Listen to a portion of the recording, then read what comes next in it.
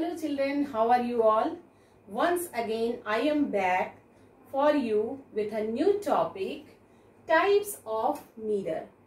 In our previous class we studied about the laws of reflection. In today's class we will see how many types of mirror. So as you can see on board, I have already written there are two types of mirror, plane mirror and spherical mirrors. Spherical mirrors are again divided into two types, concave mirror and convex mirror. Now first, one by one we will understand which kind of image formed by these two types of mirrors. So I think all of you have seen the plane mirror. Our day get started with the plane mirror. So which kind of image formed? Exactly same in shape, size, color, height. Such type of image is formed by the plane mirror. And which kind of image is formed by the concave and convex mirror? So by help of example I am explaining you. When your father is doing shaving, then he used the mirror which give him magnified image of him, and that mirror is actually the concave mirror. When we are going by car or riding on the bike, then side mirror is found. In that mirror you will see the things are looking smaller than their original size, so that the mirror can cover the maximum area, backside area, so that safely the driver can drive. So which kind of mirror is that? Convex mirror. And at your home also you may do the experiment with the big size spoon. Take such type of the spoon. Are you watching? This is looking like the part of the sphere. First you understand the concave mirror is the part of the sphere and convex mirror is also the part of the sphere. So what is the difference between both of them?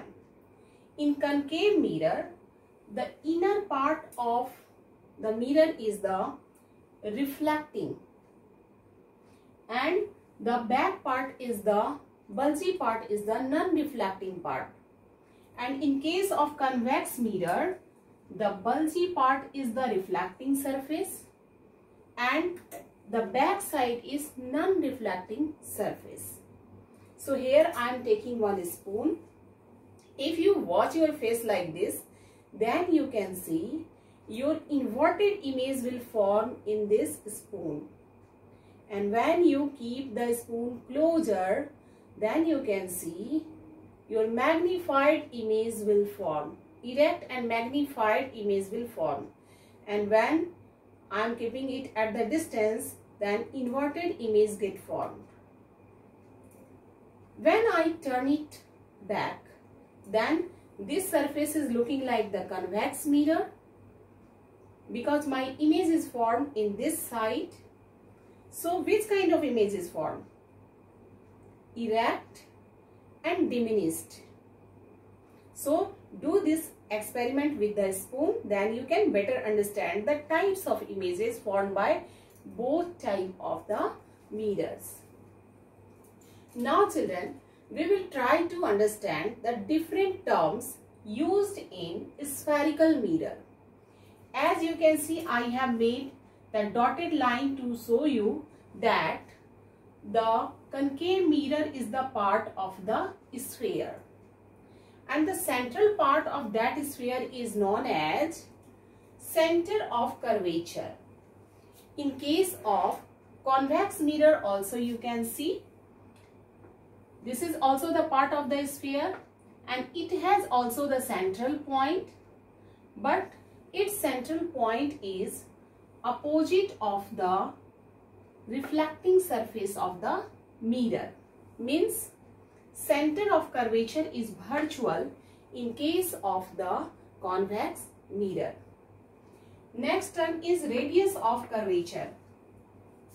As the spherical mirrors are the part of the sphere, and sphere definitely have the radius, and that radius is known as radius of curvature. Here I am showing the radius of curvature by R. The pole, the aperture of the mirror, means the part of the mirror by which the reflection of light takes place. That part is known as its aperture. This is the aperture. So there must be a central point of it. That central point of this aperture is known as the pole. And when we make a line which lead from center of curvature to pole, that line is known as principal axis. Means CP is the principal axis. When the parallel beam of light fall on the plane mirror, it bounce back in the same path. And in case of concave mirror, when the parallel beam of light fall on its aperture, it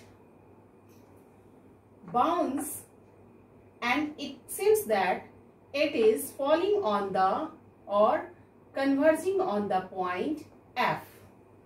All lines are converging on the point F. So this is also known as converging mirror.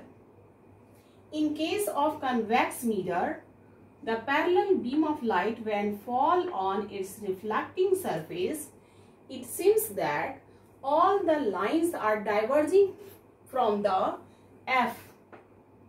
F is the point at the back side of the reflecting surface, and that is known as its focus. So this is also known as diverging mirror. The focal length, the distance from the pole, the distance between the pole and the focus is known as focal length.